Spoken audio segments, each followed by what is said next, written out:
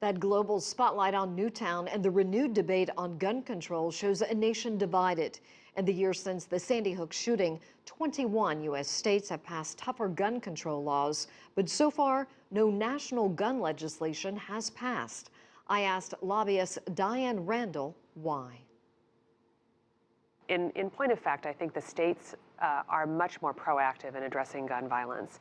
And I think that part of that is driven by the fact that there are certain states that, partly because of gun violence that has happened there, such as Connecticut, New York, Colorado, California, who've really provided leadership in this area.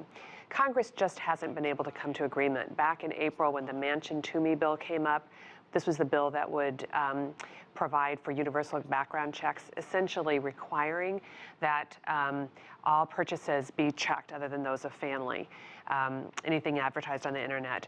And it failed. And so there is right now a very active lobby to try to bring it back to Congress.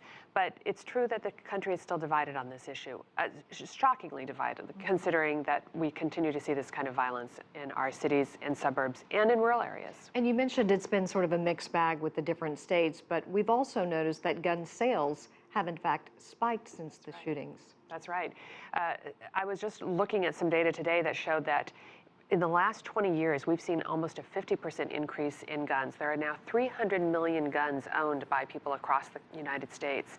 And so I think it is born out of fear. I think it's born out of a sense that somehow this effort to enact common sense gun laws will prohibit guns eventually. And I think those of us who would like to see some controls put on the violence that's created by guns aren't necessarily looking to outlaw guns, but we do need to do something. It is not in control now at all. Can we tackle this without looking at the mental health component?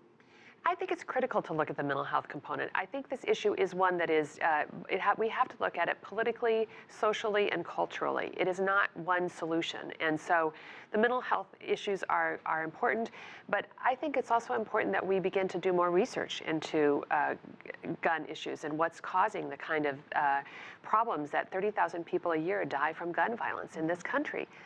Your group is, in fact, a lobbying group. There are tens of millions of dollars being spent on this single issue, both pro and con.